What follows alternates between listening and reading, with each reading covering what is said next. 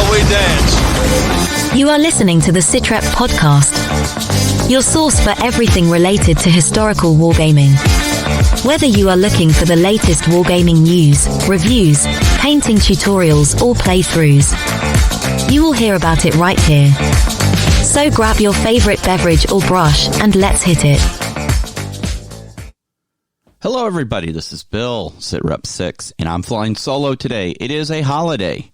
It is Easter across the world, and I gave the team the weekend off for the holidays.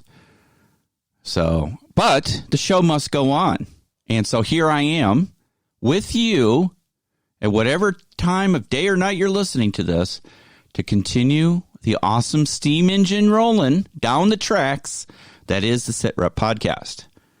And honestly, I cannot be more excited for what has happened today. Or actually, I should say this week.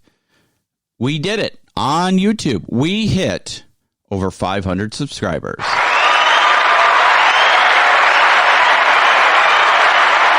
Yes, you heard that right.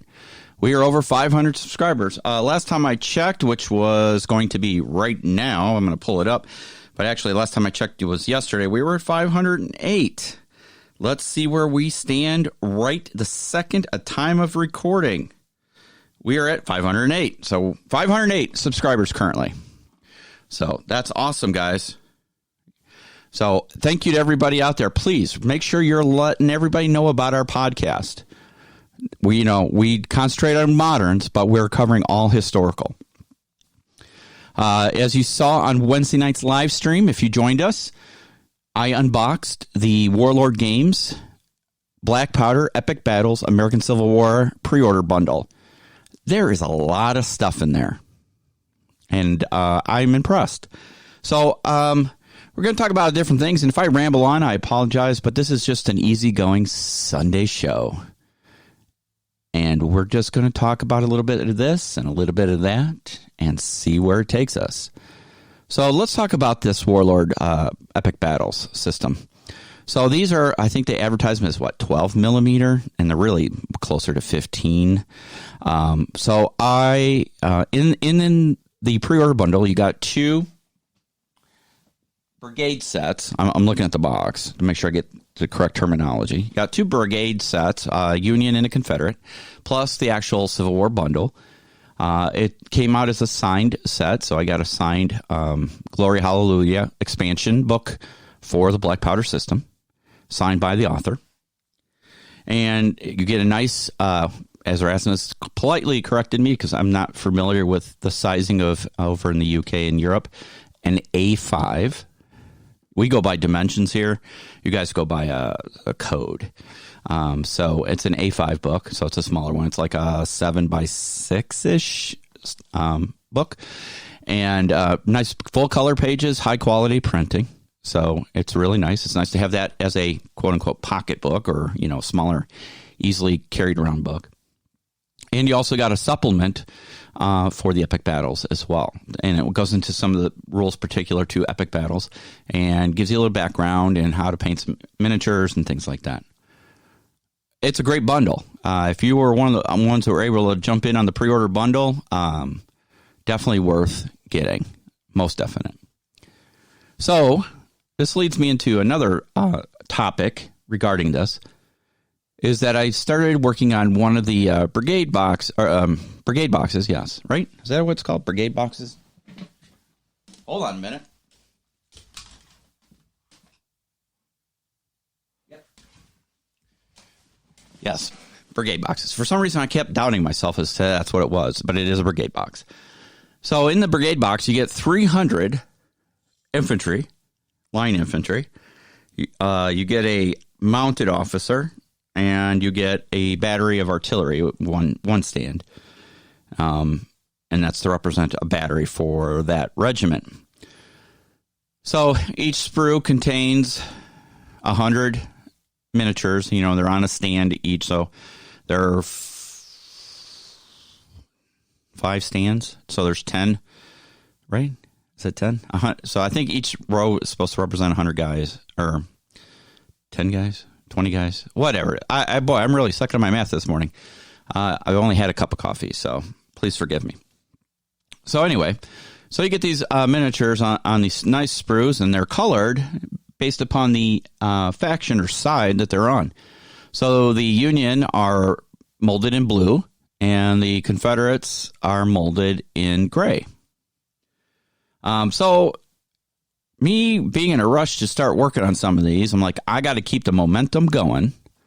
I took out the Union Brigade box. I took out a sprue. I clipped them, cleaned them up a little bit. There wasn't a lot to clean up, to be honest with you, and mounted them to their bases. And once I did that, I primed them. Once I got them back inside after the priming dried, I'm looking at them going, what the hell did I just do? I can't paint these properly, quote unquote, because there's 2 rows per stand. So I can get the front side of the front unit and the back side of the back unit, and then I have to do some quick brushing in the tight space between them. I can't do a lot of detail. However, it's working so far, but that was my first big boo-boo. So it leads me to the question for you guys out there. Have you ever been in such a rush? You think you had this plan in your head and you go and do it, and then after you've done it, you're like, crap, that doesn't work. Or now what do I do? Right? So I'm working on them. I mean, they'll come out nice. I mean, there are so many guys that once it's all done, I mean, you really, unless you're looking for it, you're really not going to notice. I mean, there are over 3,000 miniatures in the pre-order bundle, you know, at 12 mil, 15 mil, whatever you want to consider it. And you're not going to really see it, you know, from a 2-foot tabletop view or, you know, whatever height you're looking at, unless you're down in front of them, you know, eagle-eyeing them. So I'm excited, though. I'm going to get these guys painted up. So what I've decided to do is on the next 2 sprues in this Brigade box is I'm going to paint them right on the sprue and then assemble them. That way I can get in there and do it justice. I mean, the ones I've already assembled and are painting, they'll look good. Don't worry, they will look good. But I can do a better job by painting them on the sprue. And it'll go fast. The painting for these is pretty quick. You know, you're blocking the pants, you're blocking the blouses, then you're going to do some dabs of black on their boots. You know, their hats are dark blue as well. The rifles, you know, you're going to paint a brown for the wood stocks, and then go over with some kind of metallic gray or, you know, gun stock or gun barrel or whatever, you know, gunmetal gray or whatever you're using. And they have some have bedrolls or blankets, and they have their biscuit bags or ammo bags, whatever you want to call it. You know, you paint those black. So there's a little bit of detail, you know, it's just a little bit. And then the faces and stuff, it's literally just a nice thin coat of some flesh tone, and then going over it with some flesh wash to bring out some little bit of detail. Because when you put it on the stand and you've got it, you know, like I said, from tabletop view, you're not going to see a lot of detail. So, you know, it really is one of those things. So, you know, it's really cool. So I'm looking forward to getting it all together. And, yeah, it's pretty awesome, guys. So also, so we'll be working on that, and hopefully, is that who I think it is? So I just got a friend request from an old friend of mine. A lot of you probably will not recognize the name, but if you're from the Chicagoland area, you will. Steve Mcmichael. Who is Steve Mcmichael, you asked? Steve Mcmichael is a former Chicago Bears football player. He played in the 80s. He was on the Super Bowl championship team. And I actually played golf with Steve. He was very involved in a lot of charities and other things, and he was friends with my former police chief. And so I got to know him through my police chief and police work. And so, yeah, awesome. All right, moving along. I'm just trying to catch up on any messages here. I'm going to be jumping into our YouTube page here and Facebook just to do any catch-ups. That's not what I wanted. YouTube Studio, where are you? There you are. Okay, so what else is going on in the world? Well, there's a lot of 3D printing projects going on. Bob Max, the guys we had on the show, Brad and Bob, a couple of weeks back, their Kickstarter ended successfully. And very happy to see that.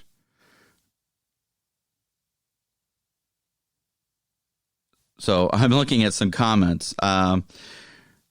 A comment of the video that Jim put up of Russia versus Ukraine.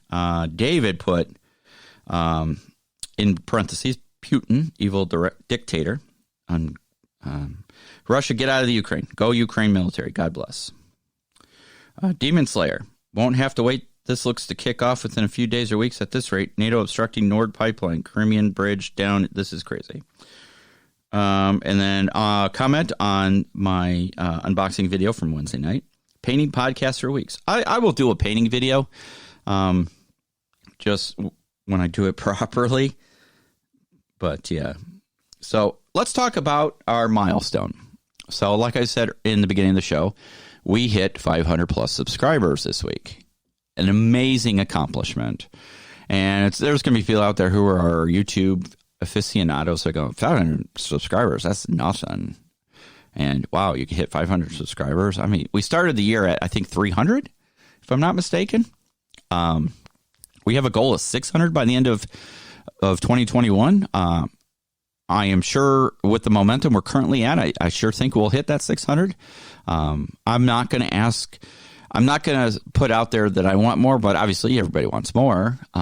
But it just drives me, and I hope the rest of the team, to want to put out more quality content for y'all.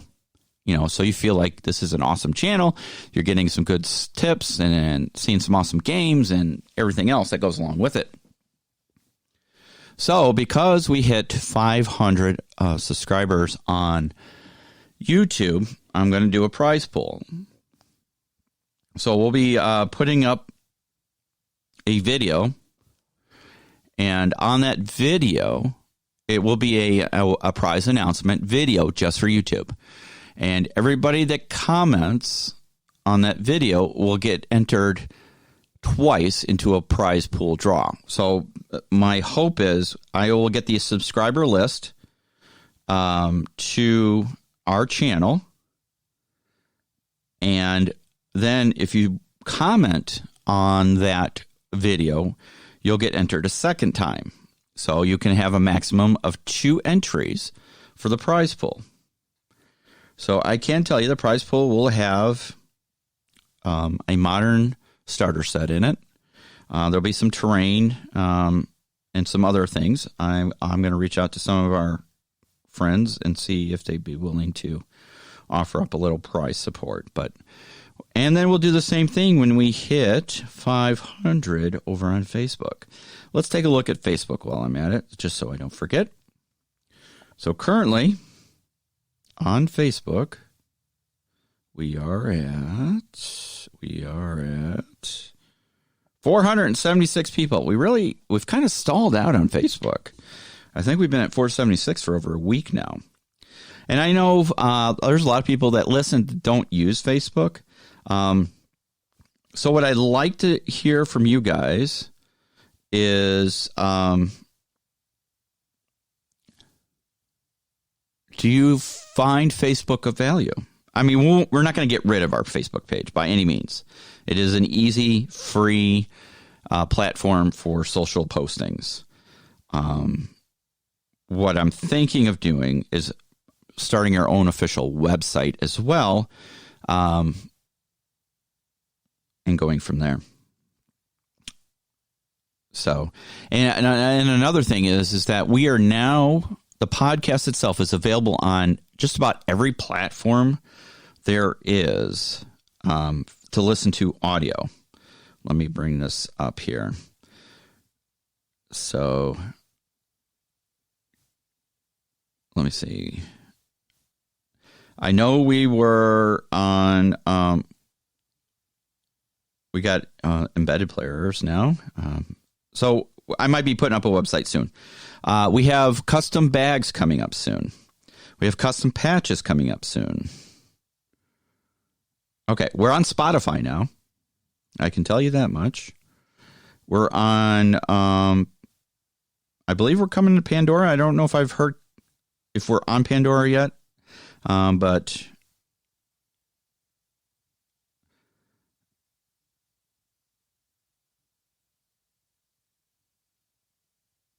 yeah. So I know we're on. Oh boy, there's so much going on.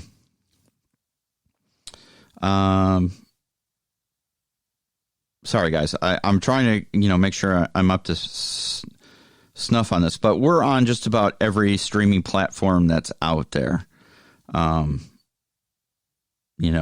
Apple, Google, any kind of podcasting software, you will find us on there.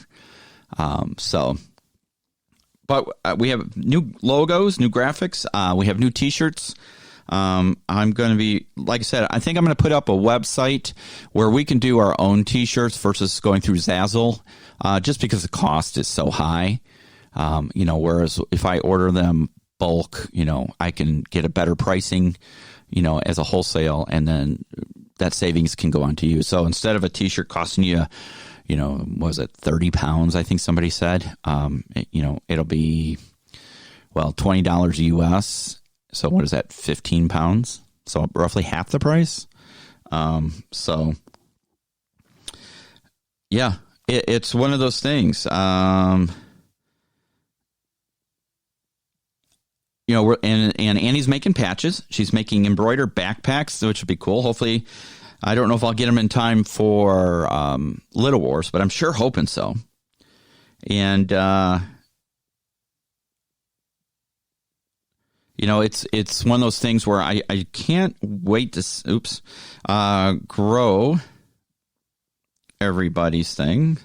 The new T-shirts are awesome. If you guys haven't seen the graphic on Facebook, obviously, if you're not on Facebook, you wouldn't have seen it. I am hoping to get some samples in soon. And like I said, we should have T-shirts at least for Little Wars. I don't know if we'll have them available for sale at the show, but the staff will be wearing them. I got to find out exactly who's coming. So there will be at least 2 of us, if not 3, possibly 4. It just depends on need and everything. So, yeah. So, look out for that kind of stuff. So we are growing. And so, there will be a price. So I will make a video exclusively for YouTube that will show what you will get. So, like I said, it'll be a starter set. It might be a Spectre starter set, maybe. And some terrain. And then I'll see what else I can do. I'm going to reach out. Like I said, I'll reach out to a couple of our company, our producer friends, and see how they could support us if they're willing to. And if they're not, that's cool. It's been a tough year. I totally understand.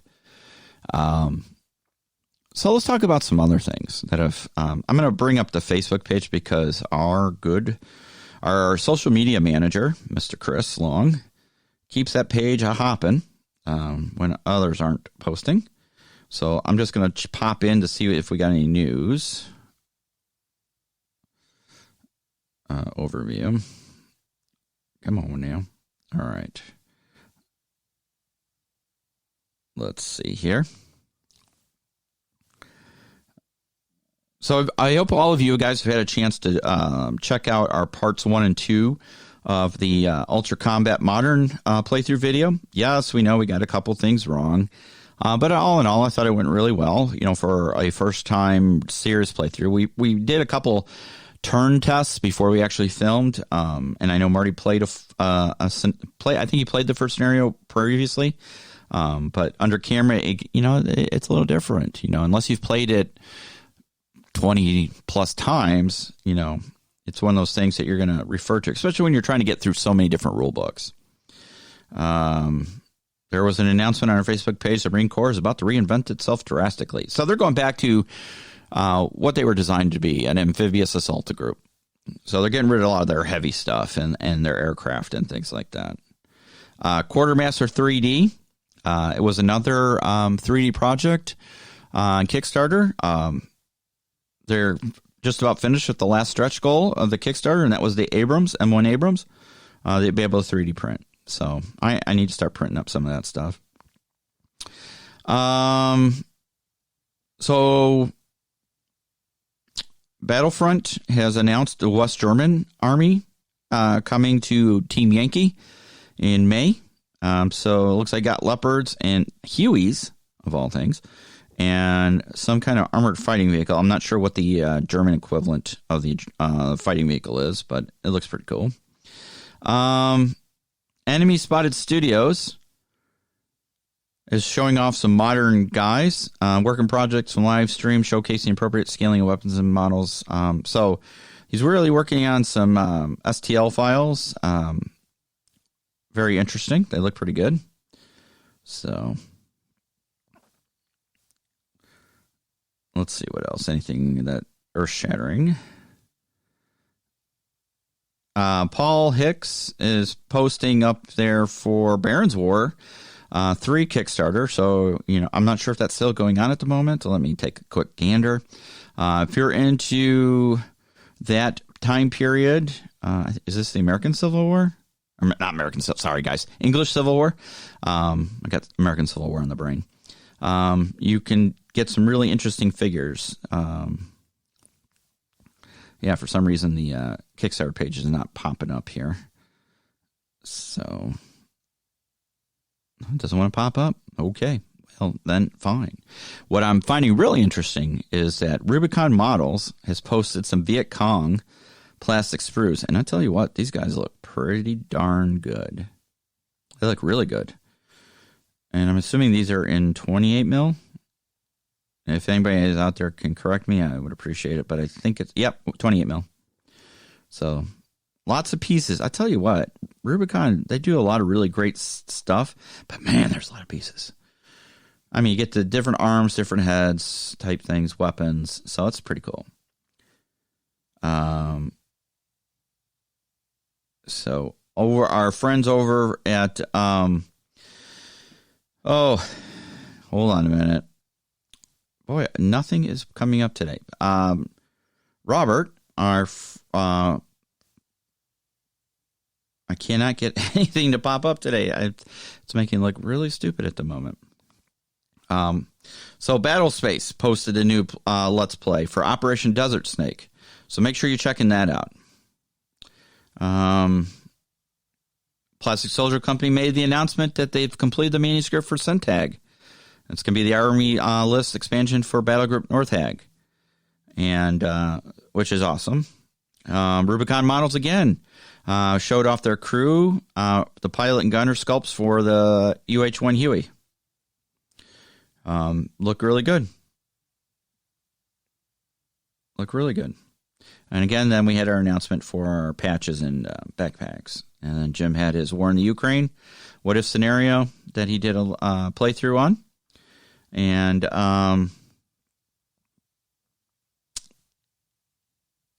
yeah. Just going back a little bit further, Plastic Soldier Company again shows off a 15 millimeter plastic ultra cast pack to support Mortem et Gloriam, Ancient's Rage. This time the Carthaginian elephants.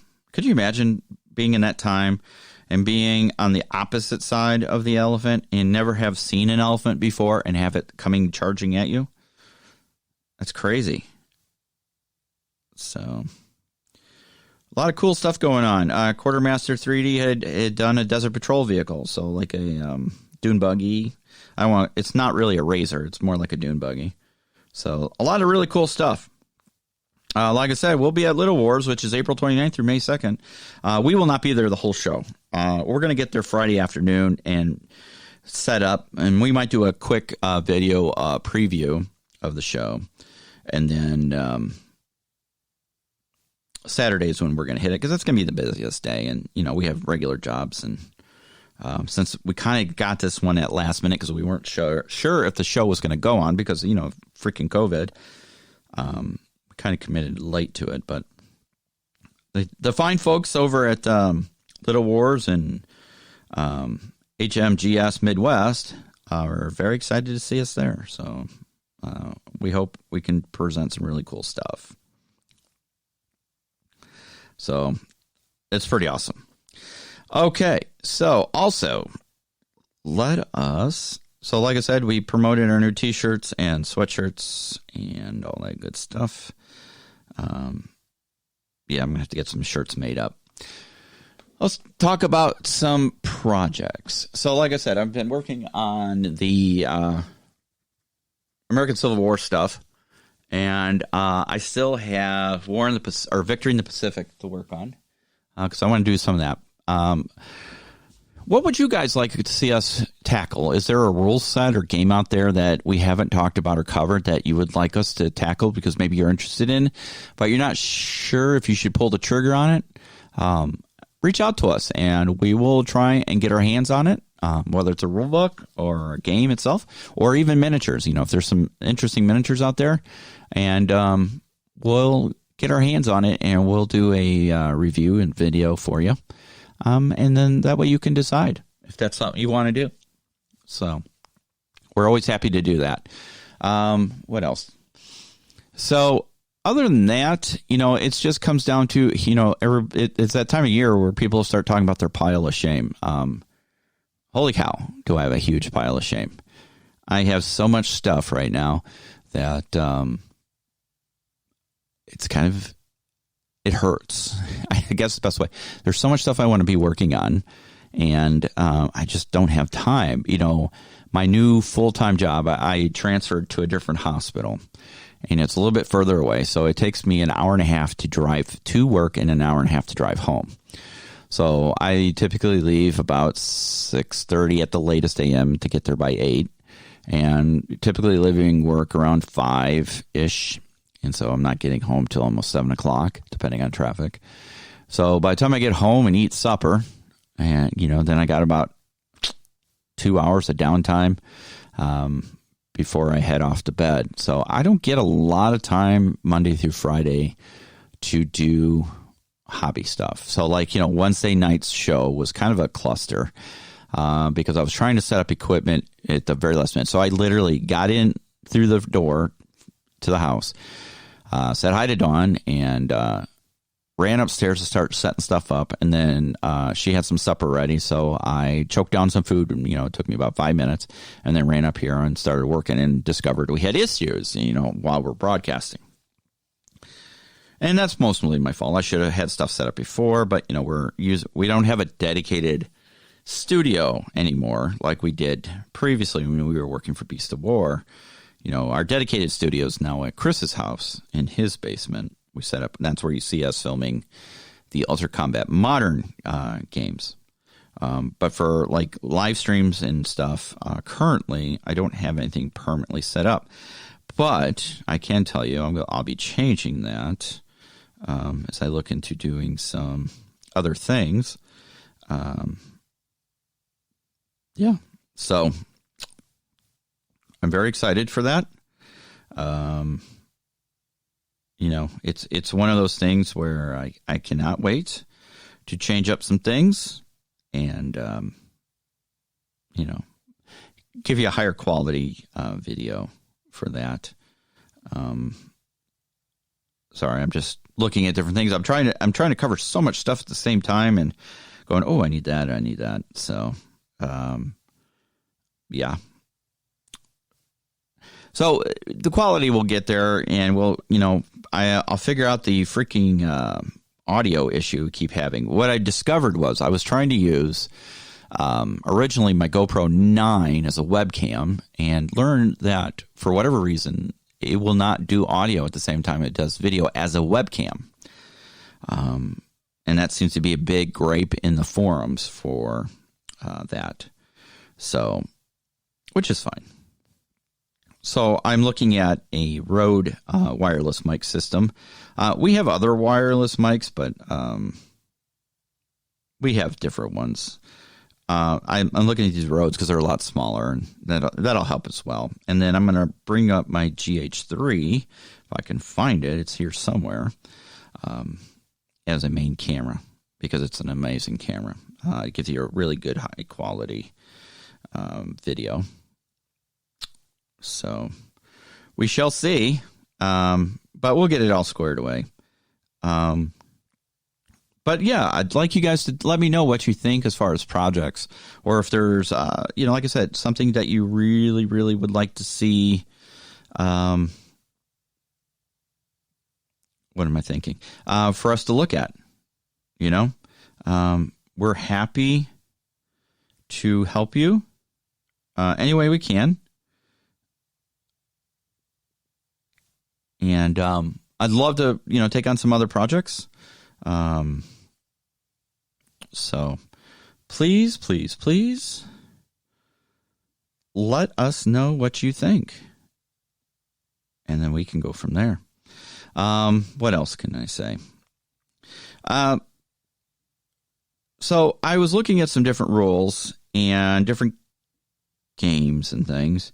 And what I've decided is that there's so much stuff out there that I really need to get my hands on or play. I was looking at Rangers of the Shadow Deep. I bought the special edition leather-bound book, and I have yet to actually read it, and it surprised me. I know it's not historical, guys, but just bear with me for a second. The point being is that I have a lot of rule sets and games out there I haven't even really looked at, and this is one of them. So I was reading it before I went to bed the other night. And it looks really interesting. It has a very D&D-esque or RPG-esque feel to it, which I thought was cool. I still have, like I said, Victory at Sea or Victory in the Pacific that I have to play. I've read through the rule book once, very briefly. But I have to get that together. North Hag, for God's sakes. We interviewed peers, and, I got my bundles, and I have another giveaway bundle. We gave away a bundle to someone. I think Paul was the winner of that one. And there might be another one in one of our prize packs for our 500. So be on the lookout for that. So, guys, you need to let people know. What game do you have that you haven't even played?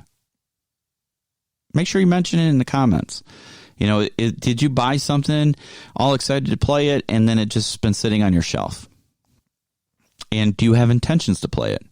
Or have you been thinking about maybe I should sell it on eBay? I can tell you Gaz has been doing quite a bit of selling on eBay, getting rid of he's thinning out his herd, if you will.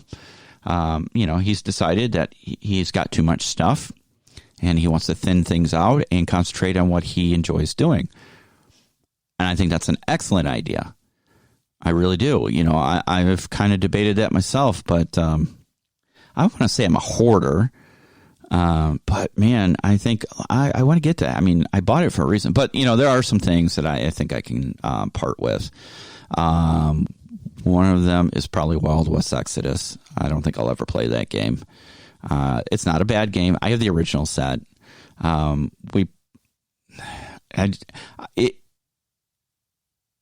How do I put this politely? I thought it was something different than it is. I'm a fan of Old West. I thought it was a new spin on an Old West game, which it technically is, but there's such a huge sci-fi / steampunk to it that it's not my gig. I guess I should say. We knew Romeo from the Bad Company. Oh, my God. I am so blanking this morning. I think I need more coffee. Oh, my gosh. What is the name of the company? Y'all are screaming at your radios right now. I know you are, or your computer radios. Who's listening to this on the radios? And that was a stupid thing. Hold on a minute, guys.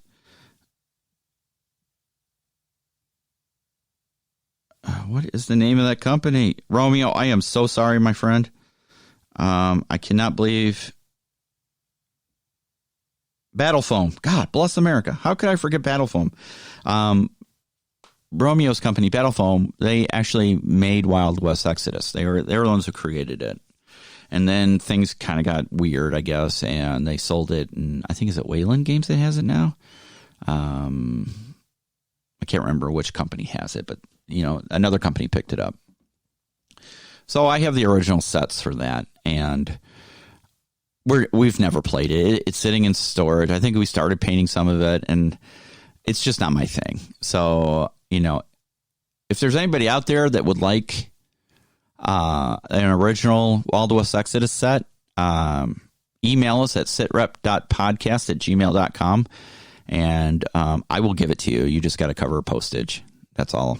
I will happily send it on its way to somebody who will appreciate it and play it.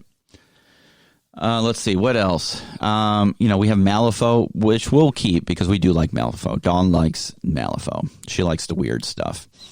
I have a ton of Lord of the Rings stuff that I have to put together that I'm not giving away. Sorry, guys, that's staying here. Historicals wise, I have Battle. Let's see, I have Bolt Action, which we'll keep. I like Bolt Action. It's a fun game. It's a beer and popcorn type game. I personally think. What else do we have? Got a lot of terrain. I have Test of Honor. Still in the box, never assembled. I'm debating on whether keeping that or giving that one away as well. I don't know if I'll ever play it, to be honest with you. I'll tell you what. If there's someone out there who would like the initial pre-order bundle for Test of Honor, again, email us at sitrep.podcast@gmail.com and sell me a good reason to send it to you. Again, I will send it to you for free. You just have to pay postage. But I need to be convinced to give that one away. I'm on the fence on that one. Convince me to send it to you. Like I said, I've opened the boxes to look at the sprues, but I have not played the game. It's still literally in the original shipping box. So if you're interested in Test of Honor, the original set, send me an email at sitrep.podcast@gmail.com and convince me to give it away. Like I said, I'm on the fence on that one. I still have quite a few boxes of Perry miniatures for American Civil War in 28 millimeter. That was going to be my original Devil's Den from Gettysburg battle. And that is a project that I have not worked on yet. I'm not going to give those away at this point. I still am interested in that, but I'm really going to concentrate on epic battles at this point. That might get me convinced to do the 28 mil. We'll see. I might come back to you at a near time in the future and say, anybody interested in some Perry miniatures? You pay shipping. I will send them to you. But at this point, I think I'm going to hold on to them for a little bit. Let's see. What else do we have? I got Team Yankee, the original set, American set that came out. And I think I bought some other sets as well, and I have yet to put them together. Those I'm going to hold on to, at least for this point in time. I did, and a lot of it is because the boot camp weekend at Beast of War headquarters in Ireland, we went for release weekend, which was Thanksgiving, whatever year that came out. It's been, I think, 4 years now, maybe 5. And it was a really great time. I really enjoyed it. I got to hang out with some really great guys. So Ben and all the guys. Everybody. It was, Ben and I, Ben from Beast of War and I, we were staying at the same bed and breakfast, and I had rented a car, and at that time he didn't drive, which for an American blows my mind that there's a lot of people over there that don't drive. So I was driving, and we got up one morning to head over to the studio early, and, we're walking out to the car, and he goes to the left side of the car, and I'm like, Ben, you don't have a license. And he's looking at me like, what are you talking about? I'm like, I'm driving. He goes, yeah, I know. And I'm like, yeah, but you're on the wrong side of the car. He goes, no, you're on the wrong side of the car. And I forgot, right-handed drive.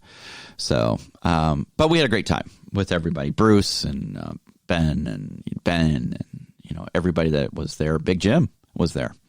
That's where I met Jim, was at the Team Yankee boot camp. And then we created the rules for the helicopter combat game. Where everybody got a helicopter, Heinz, Cobras, whatever, was available in the sets. And you had certain rules, and we went through this.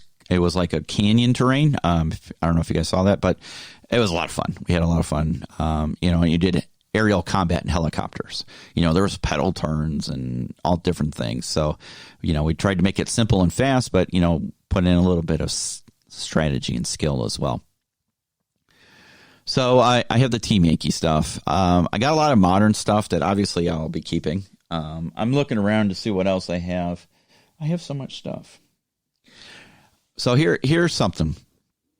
If you or anybody you know is interested in a G.I. Joe collection of the 12-inch action figures, they're not dolls, they're action figures. I have a decent collection. I have a lot of the stuff that came out in the 90s and 2000s still in boxes. I have some original Adventure Team stuff from the early 70s, late 60s, early 70s. I have an in the box. The box is a little beat up, but it's in the box. Search for the Stolen Idol and the G.I. Joe Adventure Team headquarters. And some collector's Masterpiece Edition G.I. Joes. I have all 4. So everything is in boxes except for a few items. I've collected this because this is one of the best memories I had as a kid. My early childhood was not the greatest. My parents got divorced and other things, but those were my happy moments. But honestly, at this point in time, it's taking up a lot of space, and, I'm not appreciating it like I used to. So if you or someone you know is interested in a G.I. Joe collection, email me at sitrep.podcast@gmail.com. Now, that one I'm not going to give away for free. But I can send you pictures and inventory, and we can discuss price. Believe me, it will be very fair. I know it sounds like I'm doing the Home Shopping Network or something like that, but the point is that Gaz got me thinking. On our show a couple shows back, where he started selling stuff, and he's like, I don't really, to me, it sounded like he had true burnout. He had hobby burnout, wasn't interested in doing much, didn't want to play games, just kind of like, I don't know if I want to be in the hobby anymore. We've all been there. But I think on the other side of the token, when you have so much and becomes intimidating, it's easy to just close the door to your hobby room, if you have a hobby room or a cabinet or whatever, and just pretend it doesn't exist. And I think that's where I'm at. Because I have the hobby room where you see us do the unboxings and painting. That's a separate room above my garage that's off of my master bedroom. So that's my hobby room. That's where my computers are and painting table and stuff are. And then I have a second walk-in closet that separates the master bedroom to the hobby room. And that is full to the brim, mostly hobby stuff. It also has other items in it, but a lot of it is hobby stuff. We got X-Wing in there. We have Armada in there. We have, like I said, Bolt Action and some Flames of War stuff and Team Yankee. And I got some other Avalon Hill games that I have yet to play. I got some DVG games in there, Dan Varesen games. What's that, Apache Leader and Hornet Leader, those type of games. That I've yet to play. I think I've played Sherman Leader once. Not sure if I was even playing it right. It's very interesting. They're solo games, and I should be playing those more. Again, it's like I should be doing this, but I should be doing that, And I can also tell you, because of the lack of convention seasons or the lack of conventions altogether, that has really waned my interest in gaming as well. I mean, the podcast itself has really sparked my interest in very particular areas. Whereas when we were doing the convention coverage, Adepticon and Gen Con, and we did Cool Mini or Not convention, and those things, we did Little Wars once. You get really pumped up for all kinds of games. You get that convention bug. And then you want to play this, you want to play that. And then you get up, and then you find out either A, you have really no interest in playing it, or 2, it's not what you thought it was, or 3, it's what you thought it was, but you just don't have time to do it. So I kind of miss doing conventions. So it'll be nice to do this Little Wars one. It's a very small, intimate affair, and it's all historical gamers, which will be awesome. And this will be, I think, Marty's first time at Little Wars, and Chris, I believe, is joining us as well. It'll be his first time, and I do have another person, Todd, my old partner from the police department. He reached out to me and asked if we needed help, and I said I'm not sure because there's going to be a limited number of people, so I'll have to reach out to the guys at Little Wars and see if we can use them for the day. So what else we got? So like I said, there's just so much games and stuff out there. I think it's time to thin the herd a little bit so I can concentrate on what really interests me. And, get rid of stuff that I'm not going to play or have interest in, that I can free up storage, because I'm starting to feel like I'm a hoarder, and it's kind of really bothering me. So, yeah. So, yeah. If you're interested in Test of Honor, reach out to me, convince me to send it to you. If you're looking for Wild West Exodus, send me an email at setrep.podcast@gmail.com, and I'll happily ship it to you. Like I said, you just got to cover with postage. That's all. I'm trying to think what else I have. I might put up some other things here and there, just trying to thin out the herd. We've got a lot of games down in our games library. We turned our old Beast of War studio into the games den, games library. A lot of that stuff we're going to keep. We got a ton of Song of Fire, Ice and Fire miniatures game. But we're going to keep that. I gave away several starter sets because Cool Mini or not, the year it was released, gave away a starter set, 2-player starter set at Adepticon. So, we all had our swag bag tickets, so we each got a set. And then we got a couple extra sets for giveaways and other things. And so we had so we gave away several of them, but I still have a few myself. But we're going to play that because eventually we'll either use them in the actual game of Song of Ice and Fire, or I might add them as proxies for Lord of the Rings. Because some of them look really good, and I think they'd fit in nice for some of the armies in Lord of the Rings. But, to Gaz's point, I'm trying to get back into the passion that I had for gaming. And I think, part of it is outside of Marty and Chris, currently I don't have a gaming partner that'll play my type of games. Dawn loves games, but she is really more of a card player, and, like Magic and Star Wars Destiny are her 2 favorite go-to games. And she likes fantasy, sci-fi, weird games, like Malifaux. I'm looking at her Harry Potter set that's still in all the boxes. And she's got Twisted, which was an amazing game from Demented Games. So, it still needs to be assembled and painted. Gaz was working on some, and I was painting up some as well. But yeah, it's time to thin out the herd. We have Dust. We have I don't want to say complete armies, but we have a lot of stuff for Dust. And I know that's how we got Marty and Chris into playing. I don't know. I still love Dust a lot, but I'm not sure if we're going to continue with it or not. And that pains me because, Greg and Alicia are really good friends of ours, Dust USA. And they've been wonderful supporting us with product and coming on the shows and doing demos and stuff. But I don't know if I have the drive and desire to play Dust anymore. But on the same token, that's one of the only quote-unquote semi-historical games that Dawn will play. She likes Dust. So we made, I think it's one of those things we got to play it again and get the fever back, if you will. So we'll have to see. But I mean, it's a great game. If you guys have not tried it, please do so. Again, it's just, I got so much stuff I want to do. I want to build some more terrain tables. I really enjoy that. We're going to do the 1-day table build. It's going to be a forest, set in the Northeast woods, for Savage Frontiers or Muskets and Tomahawks, that era. And I've got these grand ideas in my head, and it's just now do I got to translate what's in my head to paper to the actual physical table, and it's making sure that we have everything we need to do this in one day. We have all the materials right there ready to go. And then we have to plan it out because certain things are going to take much longer to set or dry. And we need to make sure that, we're starting at an appropriate time in the morning. I'm thinking 8 a.m. at the latest and running until, 8, 9 p.m. A normal work day, if you will, or a normal wake day, to build this table.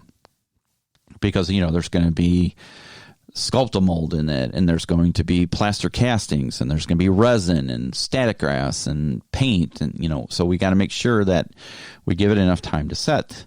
The nice thing is most of the stuff outside of the resin is pretty fast setting, or fast drying, especially in the right conditions. So that's our plan.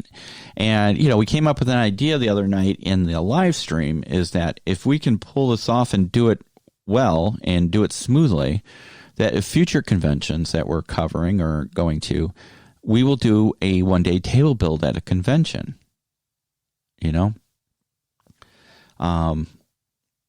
So, do that like on day one or whatever.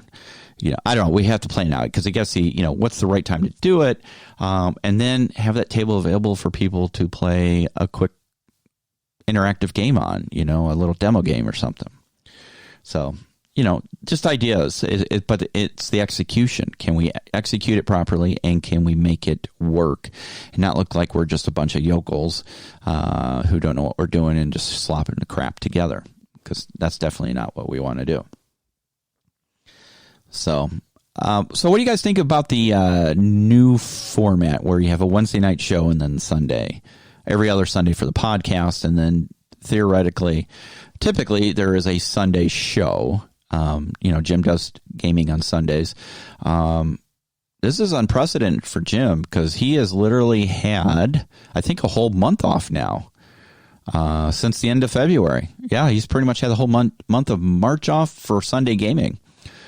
He did a Wednesday night show, but there's no Sunday gaming today, Easter Sunday. There was none last weekend. There was, because we had the release of part 2 of Ultra Combat Modern, and then the weekend before that, I did a gaming video, I believe. And then the weekend before that, did he do it, or was he off that one too? I don't remember. But anyway, it's been at least 3 weeks, if not longer. He's gotten a well-deserved break. He said he needs some time to recharge and reorganize and rethink. I hope that means he's not considering not doing any more Sunday gaming. And if he chooses to do so, that's, totally up to him. It's totally understandable. It's a big commitment. We'll come up with other programming. And again, this is my shout out to all of you guys out there listening, guys and gals. If you guys are interested in coming on the team and presenting or doing a show or joining the podcast, reach out to us at sitrep.podcast@gmail.com and let us know, and tell us what your ideas. And we'd be happy to talk to you about possibility of coming on the show. We're all over the world, so it's not like you have to go anywhere. You can do it right out of your house. We'll set you up with a decent microphone, and Gaz got a really good one that hooks into his computer. Sounds 100% better than what he was using, and we do it over Skype. The Sunday show is every other Sunday, and obviously depending where you live in the world, it would depend on the time zone, and we go from there. So we'll see. If anybody's out there, they have a show idea or want to join one of our current shows, or if you want to do a Wednesday night takeover, we'll help you out. We want to grow the channel, and we want to, us as a group of 5 or so individuals, it's myself and Jim and Marty and Chris and Gaz. You got 6 team members. And, Gaz is still in government service over in the UK. So, obviously that takes priority over everything else in his life. So, that's one of the reasons we haven't had any View and Brews with Gaz in a while, because, he, after the first initial shutdown they've been going full bore getting stuff going. So he hasn't had a lot of time. And again, he did have some, hobby realignment, if you will. And Chris W., our IT guy, he's pretty much behind the scenes stuff, and then Marty's doing a lot of terrain stuff. I know he did one playthrough video, I think Battle Space. And then Chris Long is our social director, social director like Julie from Love Boat. No, he's our social media director. So he's doing a lot of behind the scenes stuff, just keeping the Facebook page up to date, as well as doing his own updates on his Walkabout Games page. So, that really leaves Jim and I to do the front end content for video production. Jim does a lot of really great stuff with Excel and classic Avalon Hill games and Valor and Victory sets and his own rule sets, which are amazing, by the way. I really had a good time when we did Kings Mountain. I thought that was really well done. And then I do some painting and I do some hobby and unboxing. I've done some video game streaming in the past. Didn't seem very popular with our target audience, which is fine. There are other people out there for that. So, but yeah, I got a lot of projects to work on, and we really like the interactive chatting. Again, Wednesday nights can be tough for some people around the world because it's a, time zone issue. That's why I'm hoping to get somebody from different time zones across the world so we can get more people to be interactive and be part of the conversations, because when I broadcast at 7 p.m. at night, it's 8 hours later in Europe, so it's the middle of the early morning to them. So, they can't be in. So they're either watching the recording or just not participating. And we want to up our production value. So I need to work with Chris and Marty, and I need them, to start learning some different things that, we just haven't had time to do, so they can start creating some video content, pre-recorded stuff, and so we can have some really great, video content as well. I know the show isn't as funny as it normally is. We haven't got a lot of laughs like we did last podcast, and somebody reached out to me and go, "Man, you guys were, Jim wasn't there, and you're kind of poking the bear at him." And I'm like, it wasn't intentional, I fully expect if I wasn't at the show that they would totally be ripping into me. And, it's just friendly banter. It's that, bust everybody's chop. If you've been in the military, you totally understand. And, honestly, we wouldn't be at the point we are with this podcast if it wasn't for Jim. And I hope he knows that. I hope he didn't, feel that we were picking on him unnecessarily. I didn't think we were. I didn't think it was that bad, but we were making some jokes at his expense because he wasn't there, and it's easy to do when somebody's not there. And they were making jokes. We were all making jokes, at each other. But, we appreciate everybody's comments. We'd like to get a virtual gaming club together. If people have interest in a virtual gaming club, please let us know. Again, you can send us suggestions and, either on the post on the YouTube comments, the Facebook comments, or sitrep.podcast@gmail.com. Boy, I'm saying that a lot today, ain't I? And let us know if, one, you're interested in joining our virtual gaming club and what games you would like to see, because, whether we do it in Excel as a hex and counter game or we do it as virtual miniatures game, either, the way Jim has done it in the past, or if we try Tabletop Simulator or one of those other ones, really need to learn how to play that thing. I have Tabletop Simulator, and I know there's a bunch of great expansions or add-ons for it, so you can play different games.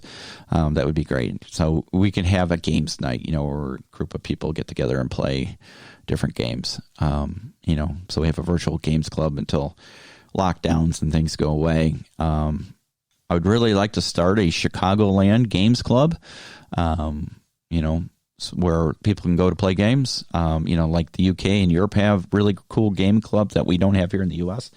Most of the games, quote unquote, clubs, if there are any out here, are mostly based out of a game store. And I would like to get away from a game store and actually have a club, So whether we, work out of a VFW or American Legion or something like that, on a regular scheduled night and have a games club night. That'd be really cool. And we're really still hoping to put on a war game weekend. We had the St. Valentine's Massacre that was supposed to happen this past February, and of course, freaking COVID destroyed that. But we had, several people who were coming, and we were really looking forward to that. So we're hoping to be able to do that in the future. Guys, it's Easter. We've been going for about an hour now, and thank you for listening to my rambling. Please help us out here. Tell your friends, tell your neighbors, share, like, and subscribe to these podcasts, whether on whatever platform you're listening to us on. If you're on YouTube, make sure you hit the notification bell, hit the like button, because I guess from everything I've been reading, the more we do that, the more we get promoted, and the more we can grow our audience. Why do we want to grow our audience? Because it brings an influx of new blood, new ideas, and gives us a bigger audience to connect with. And also what it does is it makes companies want to work with us a little bit more. Not for us to become, a partner with them or anything, but they're more willing to, if we want to review something, to send us an item for review or to demo a game, or just to get them on to talk to them, So far, everybody we've had on the show has been amazing, and they're really grand, and I hope we've helped them promote their product well. But, we can't grow without you all. So please make sure you like, subscribe, share, notification bell, all that good stuff. Look out for our new webpage and our products. And until we all are back together again in 2 weeks, this is Bill, SitRep 6, saying thank you and happy Easter. And I really hope you have a great time gaming, and we will see you soon. You have been listening to the SitRep podcast. We hope you have enjoyed the show. Make sure you like and subscribe to all of our channels on Facebook, YouTube, Twitter, Twitch, and Discord. Remember to join us every other weekend for a new episode of the podcast, and don't forget our other programming on Wednesdays and Sundays. Thanks for listening.